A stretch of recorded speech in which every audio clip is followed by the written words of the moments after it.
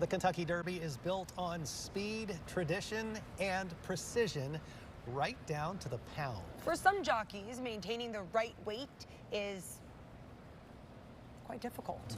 I'd say so. For others, it's not as much as a worry. Let's bring in Jaso Bardo. He joins us to explain how making weight has shaped the sport and the people who ride in it. Hey, good morning, guys. Yeah, well, obviously horses get a lot of attention here at the Kentucky Derby, but jockeys also have some standards that they have to meet before they even step out on the track. I spoke with a historian at the Kentucky Derby Museum, as well as legendary jockey Pat Day, about what it takes and what some have risked just to make weight.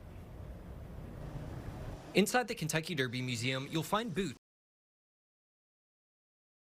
ride in the Derby, or you can size yourself up next to a life-size cutout of Bill Shoemaker. And you can even set your eyes on the prize Triple Crown winners get to take home. But there's one piece of history that carries a lot of weight. So it gives people an idea of how healthy jockeys have to be, how much they have to watch their diet, and how much they have to watch their fitness to maintain that appropriate weight to race in the Kentucky Derby. For generations, this is where jockeys have stepped up, hitting a number that can help define their careers. 126 pounds. To run for the Roses, 126 pounds is the magic number. That's the combined weight of both the jockey and their equipment on the back of the horse. This means jockeys have to maintain a certain weight, with many of them averaging about 110 pounds. In the past, some turned to extreme measures, like flipping, where they'd eat, then purge just to make the cut. Or some would even sit in a steam room called a hot box to sweat off a couple pounds. I weighed right around 100 pounds my entire racing career, and so I didn't have to fight my weight, as many of my fellow riders did. I never had to deal with those issues, but my heart went out to those that did.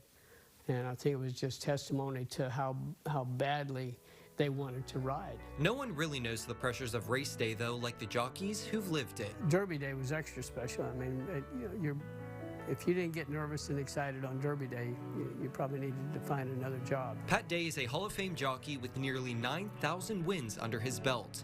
9 of those wins being Triple Crown races, including the 1992 Kentucky Derby. Now that hardware and history is on display in both the Derby Museum and in a museum of his own, the basement of his home.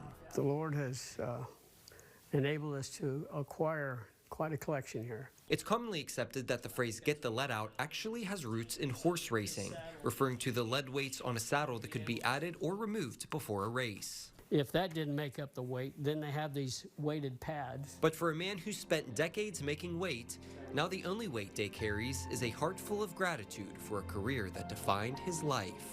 Today I look back and I go, wow, did we really accomplish all that? Second, Lily T wins the Derby by 1 with Pat Day. You know, at the time you're so busy going and doing, and it just it piles up. You know, it just adds up and adds up and adds up, and I think I respect it tremendously more today than I did even since '84. You know, when I was in the midst of it. Praise Jesus, hallelujah! All in God's good time.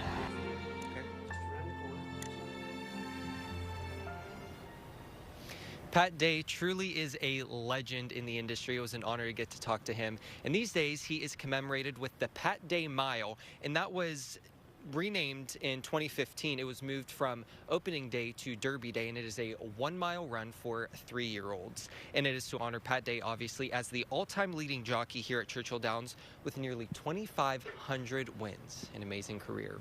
Live at Churchill Downs, Jaso Bardo, Fox 56 News.